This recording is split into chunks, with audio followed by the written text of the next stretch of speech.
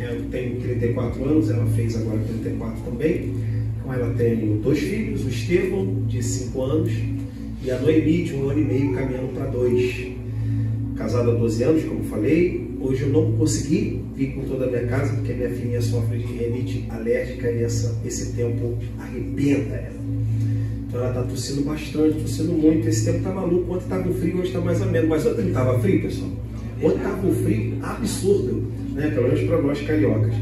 E aí ela ficou em casa, eu saí, então não foi possível estar aqui com a minha família inteira, mas eu penso que isso não vai me desabonar naquilo que tem a dizer para vocês no tocante à família. Até porque se não tivesse uma família, no mínimo, digna de ser partilhada algumas experiências, certamente não seria convidado para poder partilhar a palavra de Deus aqui, levando em consideração a seriedade desse ministério, tá certo? Então espero que você tenha e me dê, né, um pouco da sua credibilidade para que eu possa partilhar aqui para vocês algumas experiências. E é um papo, de fato, um papo sobre família, tá? Eu sei que você está em pé ainda. Agradeço então ao pastor Marcos, obrigado pastorzão pela oportunidade, o dia que sua esposa, todos os obreiros, irmãos em Cristo Jesus, pastores. Fui ministrado um pouquinho pela Escola Bíblica Dominical lá atrás, estava sendo ouvindo, né, sobre um tema que particularmente gosto muito. Então Deus abençoe também o mestre ou os mestres, né, que eu vi mais um também dando aula.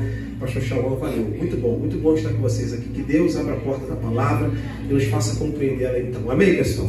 Amém? Então vamos lá, versículo de número 1 diz assim: E chegou a Derbe e Listra, e eis que estava ali um certo discípulo por nome de Timóteo, filho de uma judia que era crente, mas de pai grego, do qual davam bom testemunho os irmãos que estavam em Listra e em Icônio. Verso 3. Paulo quis que este fosse com ele, e tomando-o, o circuncidou por causa dos judeus que estavam naqueles lugares, plural, porque todos sabiam que seu pai era grego. Você pode dizer amém? Amém. Então, seu assento, Bíblia aberta, por favor, me dá aí um pouquinho da sua atenção. Vamos lá, 20 horas e 20 minutos.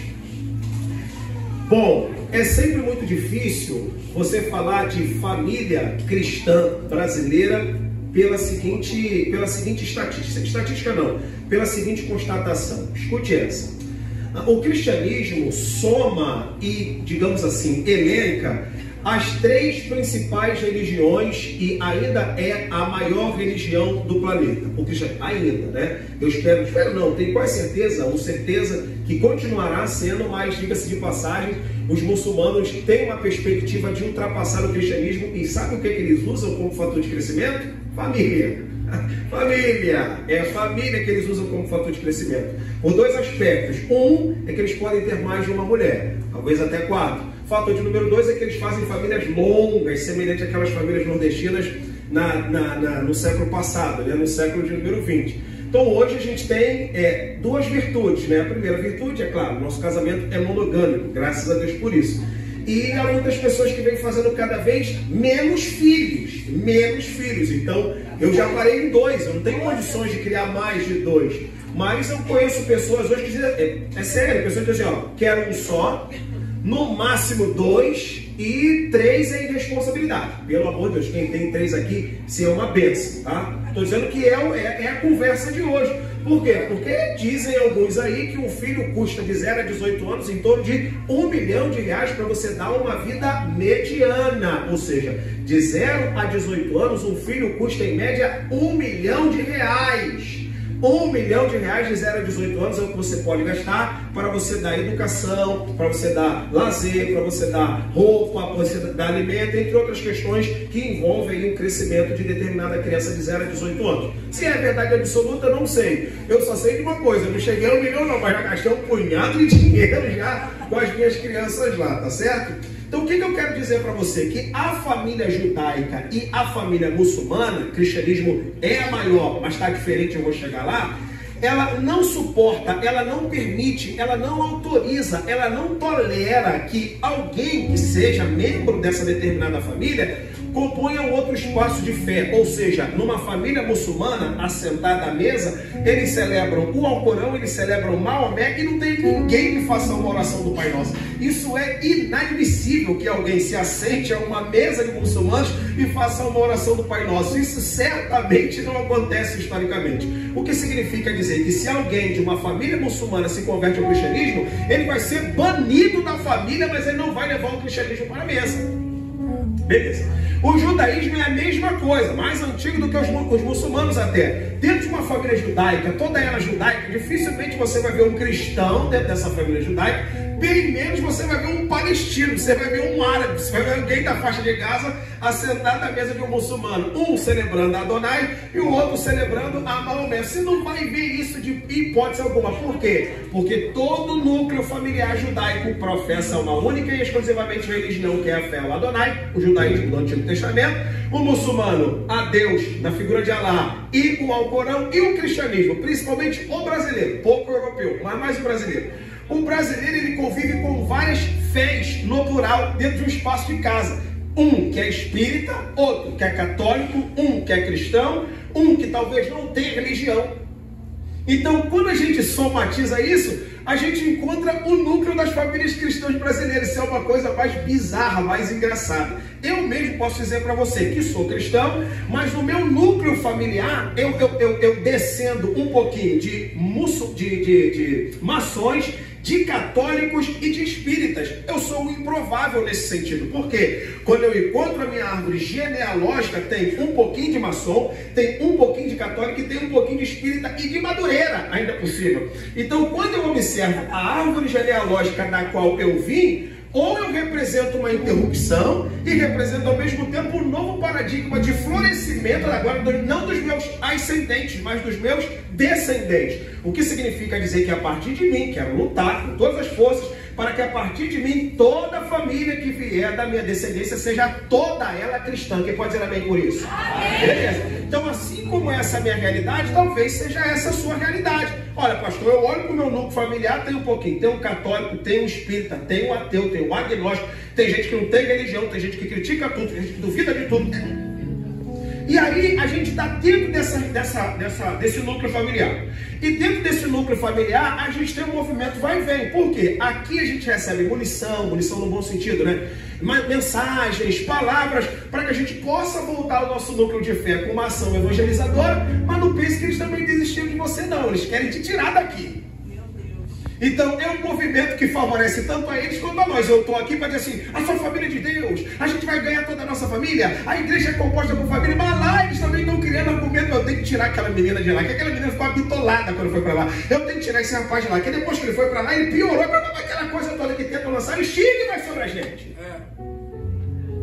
O que significa dizer que esse núcleo de família cristã é uma guerra com uma via de mão dupla. Você aqui, na intenção de converter seu pai, sua mãe, marido, esposa, filho ou filha, tio, tia, mas lá também eles querem ter esse tipo de movimento que possa tentar tirar você daqui. Quem está entendendo, por favor, diga amém. Isso certamente nos leva para a família de Timóteo. Então, a família de Timóteo, eu posso dizer para vocês, que ela é esse modelo de família brasileira. Eu diria a única até. Ou seja, na Sagrada Escritura, considerando especificamente o Novo Testamento, dificilmente você vai ver uma família em que dentro dela se professa dois aspectos da religião. A de Timóteo é esse modelo. Por isso a gente vai bater um papo sobre família, baseado na família de Timóteo, que eu particularmente considero uma família brasileira. Vamos lá então. Por que é uma família brasileira? Nós temos aqui um pai que não é crente, o pai dele, nós não sabemos o nome, diz a Bíblia que o pai dele é grego, e nós sabemos o nome da mãe, o nome dela é Eunice, e diz a Bíblia que ela é uma judia, e é uma judia crente. Tem então o Timóteo, que não é um jovenzinho, vou chutar, não tenho certeza, vou chutar. Talvez aí uns 17 para 18 anos, sem certeza, tá? Talvez uns 17 para 18 anos, que tem um problema e que Paulo vai entrar na jogada e vai tentar resolver o problema. Qual é o problema de Timóteo? É um garoto com quase 18 anos que não é circuncidado. É um garoto que não é circuncidado. Vou explicar tudinho direitinho. Então o que a gente vai achar aqui? A gente está achando um garoto que está saindo da fase da juventude, ficando aí de maior na cultura brasileira. Na cultura brasileira, de maior, 18 anos, uma fase de decisão, uma fase de alinhamento, uma fase de definição. Nós temos uma mãe crente judia que ora ao Senhor da Assembleia de Deus. Nós temos um pai desviado que é carnavalesco, daqui da Mangueira, seja lá o que for, é só para generalizar. E nós temos uma sogra na jogada, a avó dele, que se chama Lloyd, eu vou tocar o nome dela. E agora nós temos o Paulo, que é o visitante. Suponhamos, o Paulo é o visitante. Então nós temos o pai, a mãe, a avó, Timóteo e o Paulo. Qualquer semelhança com a sua família ou com a minha família, talvez não seja mera coincidência. Então, diante dessa introdução, eu tenho algumas lições que, penso eu, podem servir para duas realizações. A primeira pode ser uma palavra corretiva. Então, é delicado você falar sobre família, mas eu estou isento porque não conheço a família de vocês, de que vocês podem de repente pensar, poxa, está pegando muito no meu pé, como se ele estivesse falando de alguma coisa relacionada à minha família especificamente. Gente, a força da palavra tem disso. Ouvir a força da palavra de Deus faz com que se toque realmente em questões particulares, mas isso é para que haja correção. Você pode dizer amém por isso, irmão? Então, em nenhum momento eu tenho aqui a pretensão de ser pessoal, de poder alfinetar, de repente provocar. Não, mas a palavra de Deus, e no tocante àquilo que eu venho falar hoje, que é sobre famílias brasileiras, em algum momento vai tocar em alguma coisa que é delicado para cada um de nós. Não é só para você não, para mim também. E eu sempre tenho essa preocupação de pregar a palavra de Deus considerando uma realidade que compete a você e uma realidade que compete a mim. Então eu nunca vou falar em tom de superioridade. É sempre uma palavra na régua, na horizontal, para que a gente possa sair daqui se sentindo exortado igualmente pelo Espírito Santo de Deus. Posso voltar com o seu amém mais uma vez? Amém. Então vamos lá. A primeira lição. Bom, a primeira lição é o seguinte. Timóteo é um jovem de 17 anos que não foi circuncidado. Para quem não sabe o que é circuncisão, só para quem não sabe, é a operação que todo judeu fazia de 0 a 8 dias, em que nessa cirurgia era classificado o nome dele, a descendência dele e a legitimidade religiosa dele. Ou seja, para o judeu ser judeu concretamente, de maneira franca e legítima, ele tinha que passar todo macho de 8 dias pelo rito da circuncisão.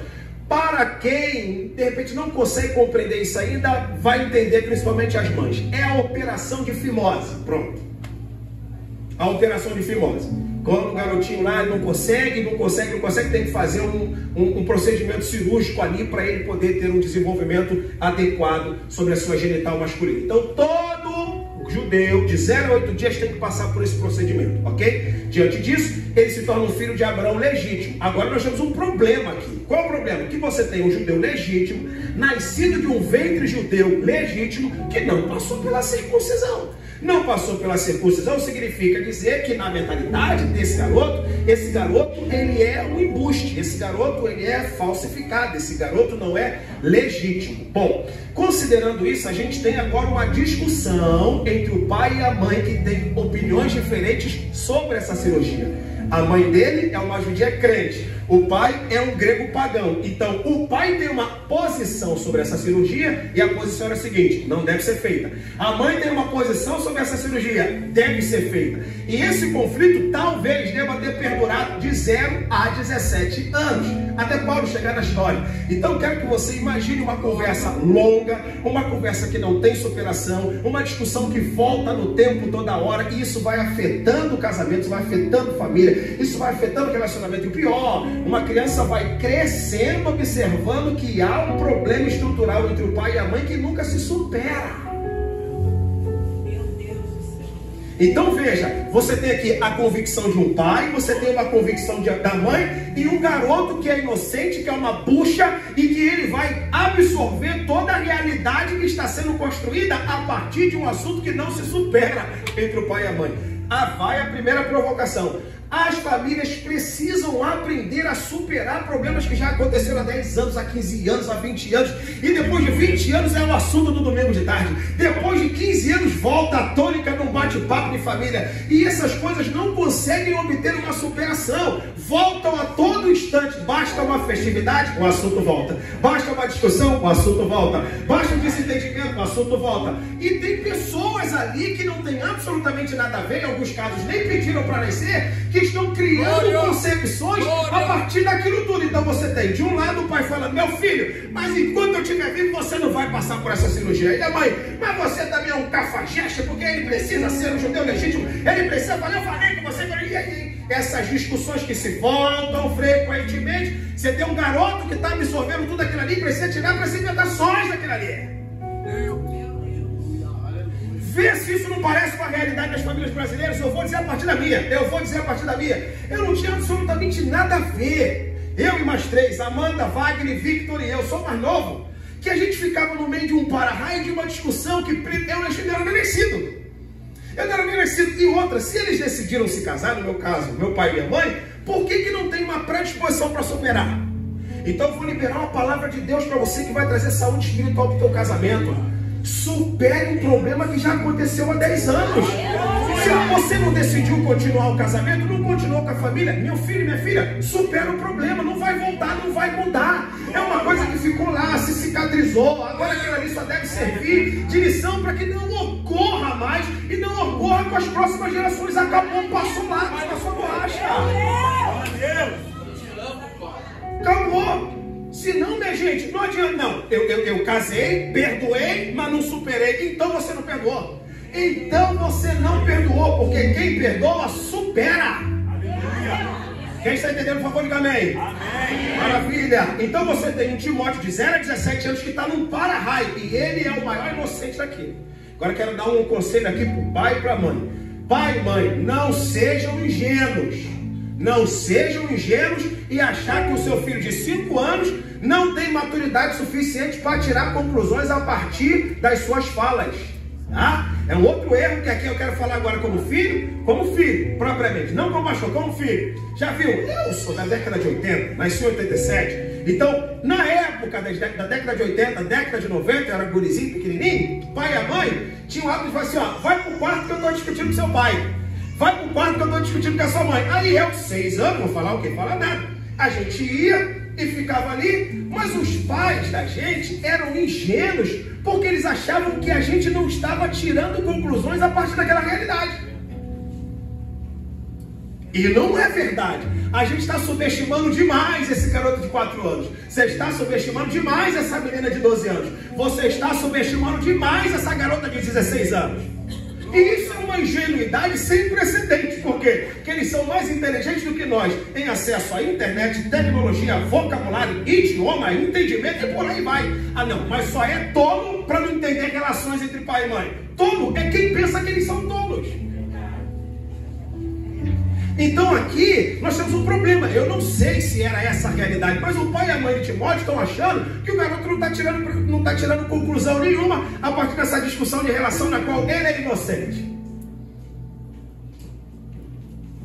Então, primeiro recado, superar. É a hora de superar. É a hora de superar. E número 2, eu aconselho a você. Se quiser, pega. Se não quiser, não tem problema. Eu sou bastante democrático.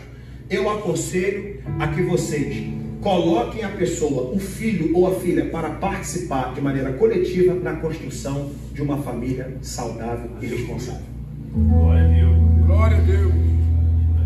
Dando responsabilidade para ele, dando responsabilidade para ela e fazendo com que ele ou ela, o filho ou a filha, tenha uma participação efetiva na construção saudável da família. Eu já falei isso para o meu pai, se tivesse aqui ele provaria. Quando eu me converti, eu sou crente desde o ano de 2009. 22 anos, morador do Complexo Alemão, já falei isso aqui. Quando eu me converti, cheguei para o meu pai e falei assim, pai, quero que o senhor me perdoe. Eu peço perdão ao senhor por tudo que eu falei de 22 anos para trás. E prometo que de 22 anos para frente eu vou viver para honrar o senhor. O senhor me perdoa? Meu filho, eu não tenho nem o que lhe perdoar. Se não tenho o que lhe perdoar, é uma coisa. Agora eu tenho que pedir perdão. O senhor me perdoa? Então perdoe. Então zerou a conta. Cheguei para minha mãe. Mãe, me entreguei para Jesus. Sou crente. Quero ser crente, vou ser crente até morrer agora. Peço perdão por tudo aquilo que falei e eu fiz para a senhora. E prometo que daqui para frente eu vou viver para honrar o seu ventre. A senhora me perdoa? Ai, meu filho, minha mãe já era crente. Ai, meu filho, que benção, papapá, aquela coisa toda. E aí, diante dessa realidade, ela simplesmente me perdoou. E nesse ato de perdão, eu falei, mãe, daqui para frente eu vou viver para honrar o ventre da senhora. Honrar a vida da senhora. Naquele momento em diante, meu irmão, eu me senti como alguém responsável pela construção da saúde espiritual da minha casa. O pai não faz isso. O pai acha que o responsável é só a mãe mãe acha que o responsável é só o pai, e nunca o filho é responsável. Dá responsabilidade para ele. Aleluia. Não é só tarefa do que precisa fazer, não é só tarefa do que não precisa fazer. Coloca ele como alguém que precisa contribuir para a construção saudável de uma família. Num ato de obediência, acabei cortando o dedo aqui, ó, furei. Num ato de obediência, num ato de responsabilidade, numa tarefa que precisa executar. Por quê? Para que essa pessoa tome consciência da construção saudável de uma família desde pequena. Aleluia. Eu já tive percepção de que eu era a pessoa que estava estragando o casamento do pai e da mãe. Era como se fosse o seguinte: o casamento do pai e da mãe era uma bênção. Eu cheguei, meu Deus do céu, piorei o casamento dele. Eu já me senti assim, não sempre. Eu também tinha irmão que não era fácil, não. Eu falava assim: gente, vocês estão levando briga para o pai e para a mãe. Você está entendendo? Diga amém. Amém. Não vou deixar passar. Eu estou vendo aqui jovens que talvez moram com o pai e com a mãe. Quero falar isso com muita humildade. Jovem, adolescente, você já parou para pensar que você pode ser o principal fator de problema lá? Por quê? Porque o pai defende ou a mãe defende. O pai quer corrigir, mãe não deixa. Mãe quer corrigir, pai não deixa. Aí você se vitimiza e você cria um salseiro dentro da tua casa. Aleluia.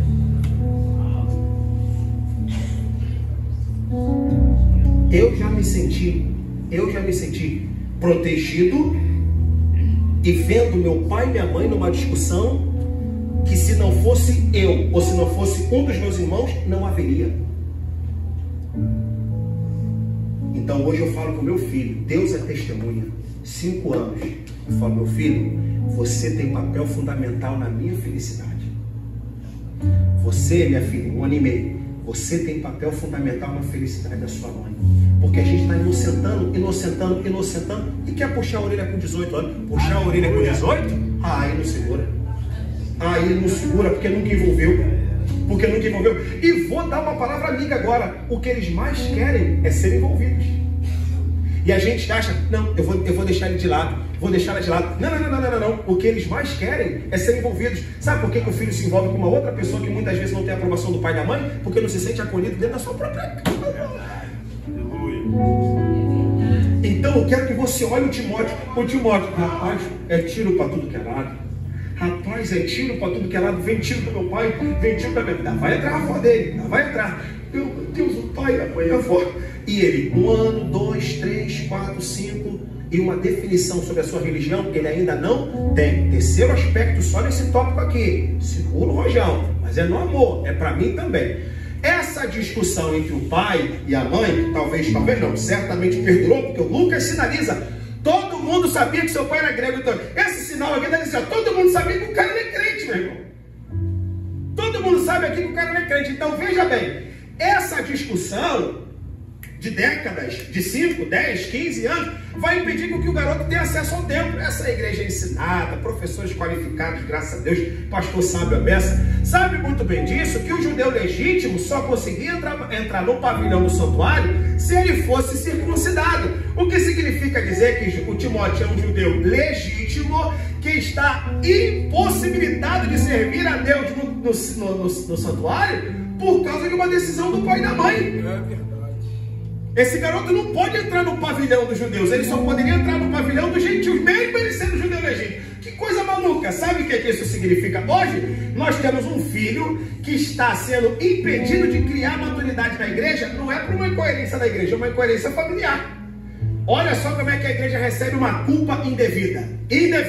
Muita gente decide sair da igreja, seja dessa ou seja de qualquer outra, falando o seguinte: mas é muita incoerência lá. É muita incoerência. É muita injustiça, é isso, é aquilo outro e tantas outras coisas. Você tem um rapaz aqui que está afastado da igreja, não é por uma incoerência da religião, é uma incoerência familiar. O que significa dizer que a incoerência familiar afasta muito mais do que a incoerência da religião. Como é que isso se realiza?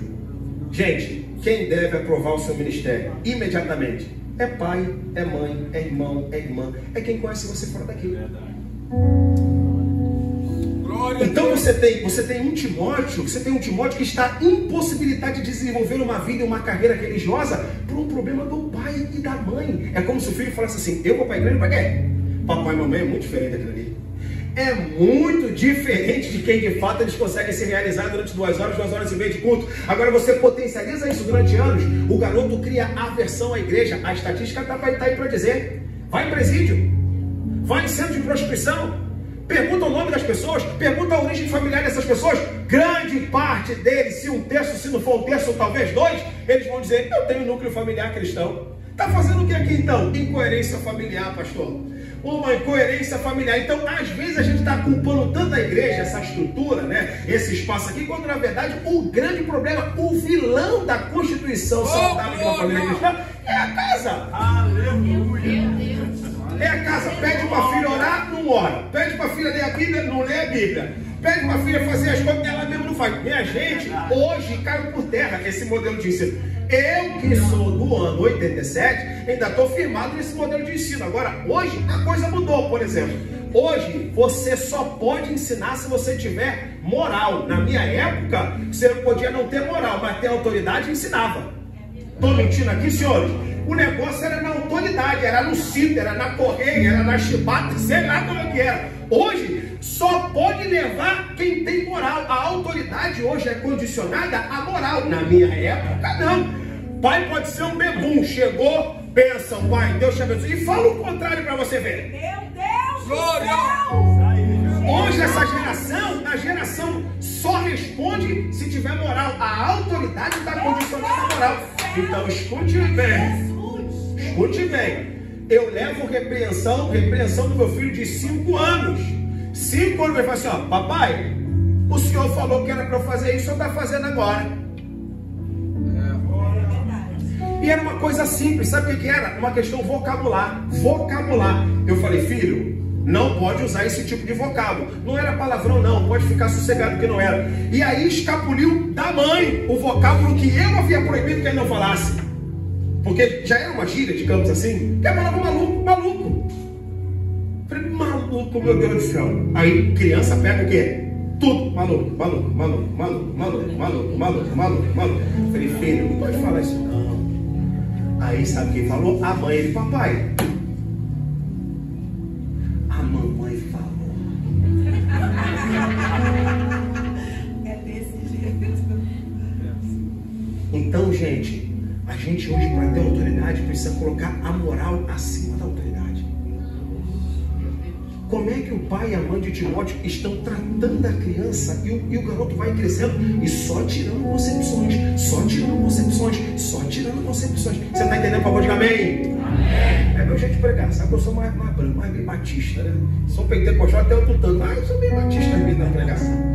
Segunda lição, depois desse tópico, né? A gente coloca o seguinte: o pai de Timóteo era grego, a mãe de Timóteo era judia crente. Sendo essa mulher judia, o nome dela é Eunice, eu não sei, eu só me pergunto, mas não tenho resposta. Essa mulher sabia, como uma judia, que ela não podia casar com alguém que não professava a fé judaica. Ela sabia. Ela sabia. O que significa dizer que ela se encanta pelo pai de Timóteo, não sei o nome dele, se encanta pelo pai de Timóteo, contrai o casamento, gera um filho que nasceu de Timóteo. Essa mulher sendo judia e, portanto, sabedora que o povo de Israel é enfático, o povo de Israel legítimo, não olha na cara de brasileiro. Não tive lá, mas um amigo meu, o pastor, teve lá e falou assim: Douglas, estive em Israel, voltei de Israel com raiva de judeu. Não é com xenofobia, com nazismo, pelo amor de Deus, está sendo gravado. Nazismo é crime, antissemitismo é crime, eu não estou falando disso. Eu estou dizendo que ele tentou, falava inglês, tentou falar com o judeu. Eles não olham na cara de imigrante, eles não olham na cara de turista. Eu sou brasileiro, queria aprender um pouquinho da cultura.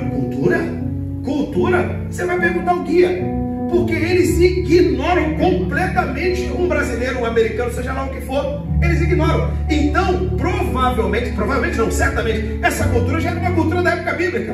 Pergunto então, o que fez com que essa mulher se apaixonasse por esse homem grego e contraísse o casamento? Resposta, não sei.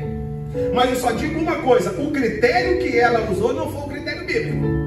E eu quero pegar no pé aqui de duas classes de pessoas. A primeira, vou pegar mais leve agora. A primeira, são as senhoras que são casadas com maridos que não são cristãos. Que Deus abençoe a sua família, que Deus abençoe a sua casa e que nesse ano de 2022 seu marido esteja aqui para você coletivamente gritar: eu e a minha casa serviremos ao Senhor. Agora, enquanto essa realidade não acontece, você precisa mirar objetivamente o foco das suas orações. Não adianta, irmãos também nesse sentido, conviver a vida inteira como se não fosse nada de anormal. É anormal sim. Porque isso vai te esgotar, isso vai te cansar, isso vai fazer com que você muitas vezes demungue em ponta de faca. Então, em nome de Jesus, você precisa direcionar ainda mais. E eu louvo a Deus por essa igreja que nesse mês de junho haverá essa conferência de família para que se possa falar sobre família. Por quê? Você precisa desenvolver estratégias para poder consolidar o seu marido, os seus filhos. Por quê? Porque você precisa de toda a casa convertida ao Senhor. Amém? Amém, amém mesmo? Agora eu vou dar um direcionamento para as meninas que não são casadas, que está buscando um namorado, um noivo, vai casar direitinho. Minha filha e meu filho, pelo amor de Deus, baseia a escolha nos critérios da palavra de Deus. A mãe de Timóteo, não sei o que deu nessa mulher, que ela deve ter avaliado e visto assim: rapaz, o cara é grego, bonito, parrudo, filósofo, coisa bonita, maravilhosa, quero casar. E agora você vê o preço que essa mulher está pagando por ter uma casa dividida em dois aspectos de fé. E sabe o que está acontecendo hoje entre as meninas e os meninos? O critério de escolha é todo materialista, é todo social, ele é todo pessoal, ele é todo vaidoso. O que é que eu quero? Eu quero um marido que seja universitário, eu quero um marido que seja, sei lá, que tenha casa própria, que não tenha filhos, que tenha isso, beleza. Isso é crente. Eu esqueci disso. Isso é de oração, esqueci também. Mas isso é um homem de bem, um homem de Deus, esqueci. E se ele de repente tem histórico de violência familiar? E sabe quando eu pensei nisso? Ah, não pensou? Ah, você não pensou? Então a gente está entrando numa geração que está fazendo link de escolha só pensando em realizações materiais. Eu quero que seja bonito, eu quero que seja universitário, eu quero que ele seja maravilhoso, eu quero que ele seja alto, eu quero... Não, minha filha, a gente precisa pensar o seguinte: eu quero que ele seja homem de Deus, eu quero que ele seja enviado por Deus, eu quero que ele seja um homem de ministério, eu quero que ele seja um homem do bem, do bem. Beleza passa, meu filho. Você vai ver que depois que se constitui família, a beleza, ainda que precisa ser cuidada, é uma das poucas coisas que a gente mais dá atenção. Vem filho, vem constituição de família, vem economia, vem enfermidade, vem limitações, vem tudo. É ali que você vê que o casamento passa no teste. Meu Deus. Meu pai. É ali. Então eu quero dar um conselho para as meninas: que vocês sejam bonitas, meninos, que vocês sejam bonitos, mas tira isso da cabeça. Não, eu quero aquele garoto da rua porque ele é o bad boy da escola. Eu estou cansado de ver isso, é o bad boy. Por que é o bad boy? Porque ele papou 5 da sala. Aí ela quer ser a vítima, a crente quer ser a sexta. Eu sei muito bem o que eu estou falando, eu sei muito bem o que eu estou falando. Meu Deus. Olha essa palavra. Aí mora na comunidade, cheio de bad boy, já morei em comunidade, cheio de bad boy, calça riada, falador de gíria, né? Aí tá lá, já papou 5, aí só tem a crente ali. A crente é um troféu, aí a crente não vai se dar o gosto. Eu vou piorar. Meu Deus. Aí tem na igreja o irmão, pô, mas o irmão não é aquilo, o irmão é acanhado, o irmão é tímido, o cara é crente.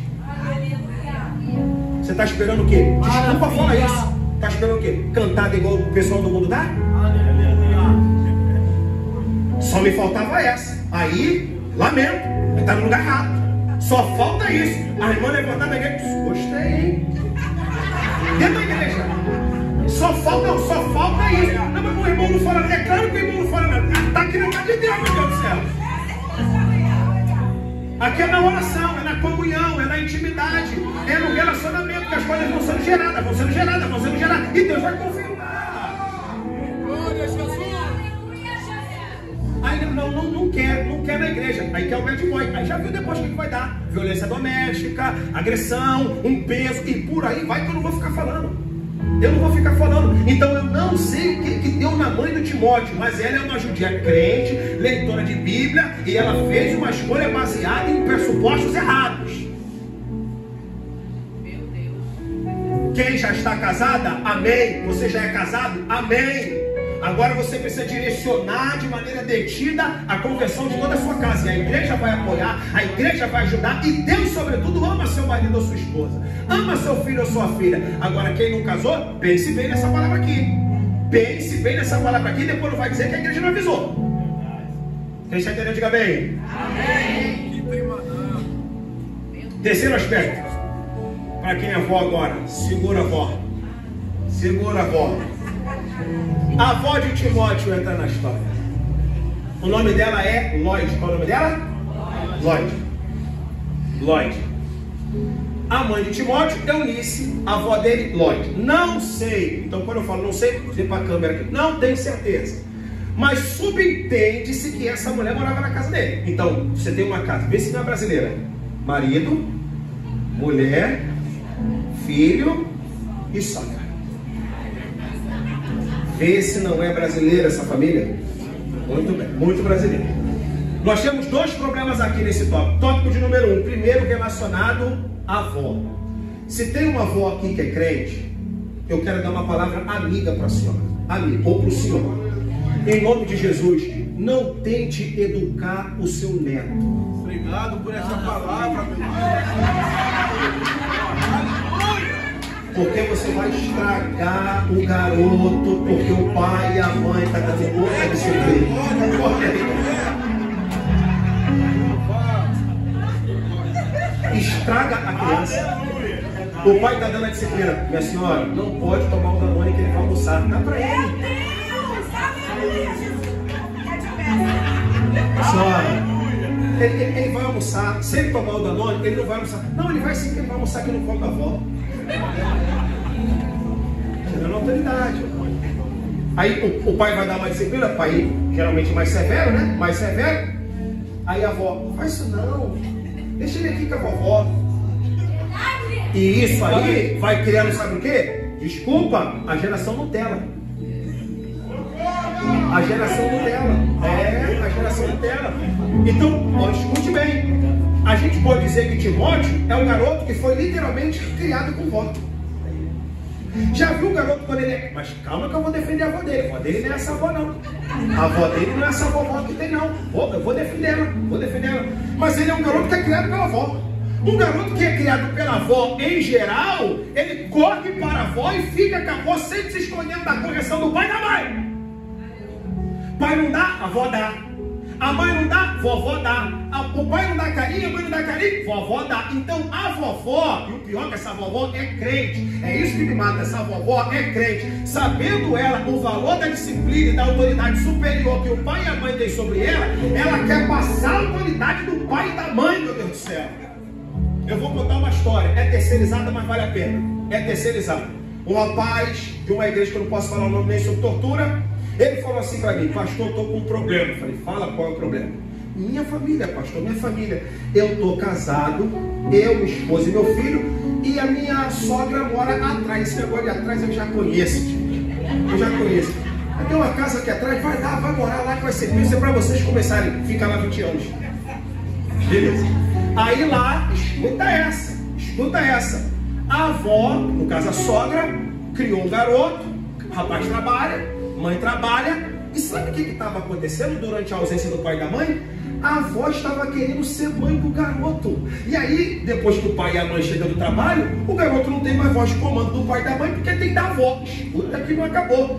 A avó tem a chave da casa do pai e da mãe, ou seja, da filha e do genro. Ela arrumava, fazia comida, fazia tudo. E, irmão, não saía da casa do marido, do genro e da filha, e só saía quando a criança dormia. Aí eu falei assim: rapaz, a questão é deprimente. A coisa, ele, não acabou. Aí ele falou assim: a minha sogra é descendente italiano. Eu falei: não entendi. Não sabe?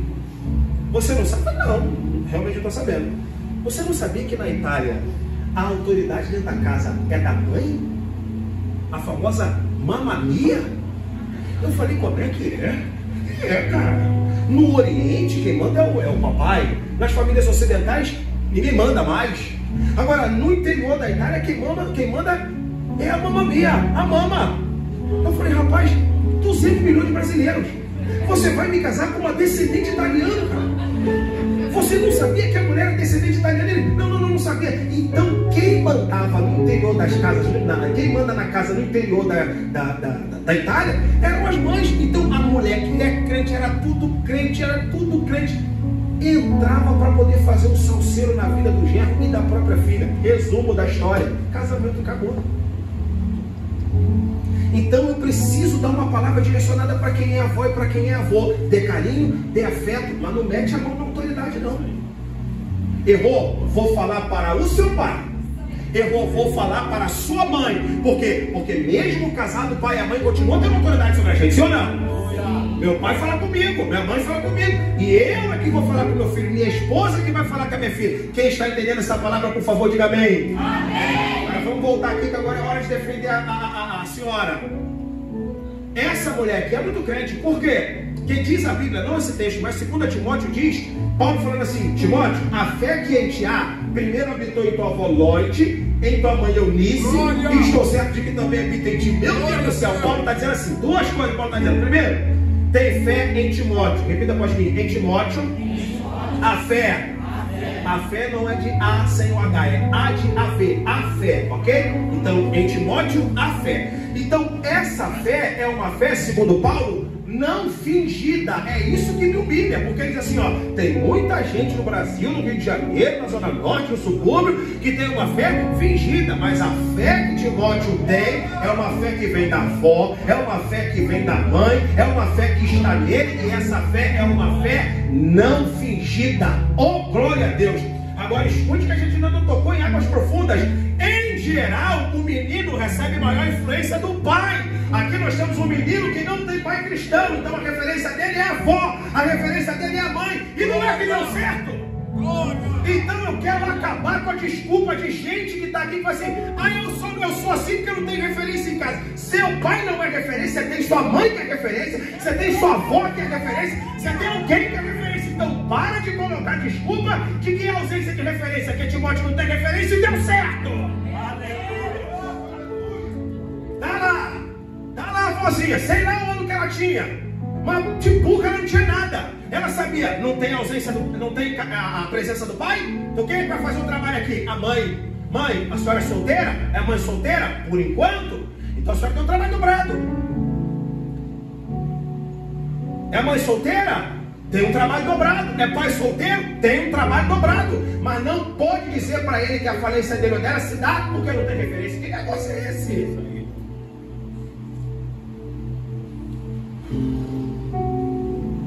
A gente precisa aprender isso, minha gente. A casa de Timóteo, ela é uma casa que nos ensina tanta coisa, mas tanta coisa. Tanta coisa. Tanta coisa. Agora se prepare para essa notícia. Nesse contexto, chega Paulo. Nesse contexto, chega Paulo. Paulo chega e, falando aqui para a câmera, não é a primeira visita de Paulo aqui, provavelmente é a segunda visita de Paulo aqui.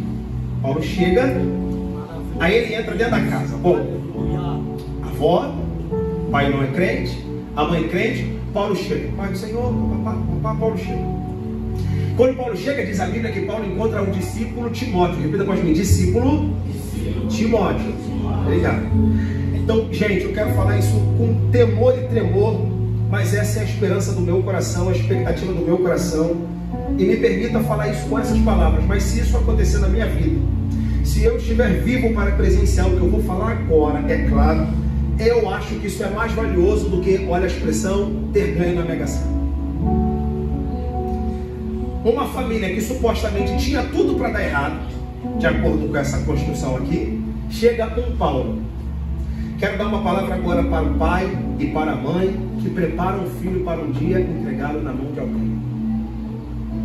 Eu tenho um filho de 5 anos e uma menina de 1 ano e meio. Eu olho para eles e penso, Senhor, com quem esse menino vai casar? Meu Senhor, com quem essa menina vai casar? Os mais velhos aqui sabem disso. Instalou já é de maior. Tá voando tanto, tá voando tanto, tá voando tanto. Rapaz, agora tá do bom tamanho. Me passou. E vai embora. Então, algumas pessoas já me julgaram por causa disso. Ah, cara, mas é muito cedo. Uma garota de 1 ano, um menino passa muito rápido. E eu só me pergunto, eu só fico a me perguntar, Senhor, eu quero ter o prazer de um dia abrir a porta da minha casa e chegar um Paulo para levar minha filha. Glória. De chegar uma, entre aspas, Paula, você entendeu? Para levar o meu filho. Isso aqui, minha irmã, você que é pai, você que é mãe, essa é a oração. Porque a gente cria direitinho, bonitinho, dá tudo para chegar um pilantra, mastigador de chiclete, E aí, irmão? E aqui para namorar tua filha? Aí já falei do bad boy. Senhor, me dá o prazer de receber um Paulo aqui, Senhor. Aleluia. Me dá o prazer. Irmãs que estão solteiras, namore um Paulo da vida.